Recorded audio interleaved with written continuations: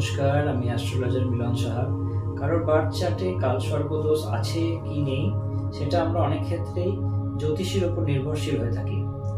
অনেক ক্ষেত্রে দেখা যায় তার চার্টে কালসর্পদোষ নেই, কিন্তু তার প্রতিকার আপনারা করান এবং তাতে ভালোর থেকে ক্ষতিটাই হয় বেশি। তো কালসর্পদোষ চার্টে আছে কি নেই কি করে বুঝবো?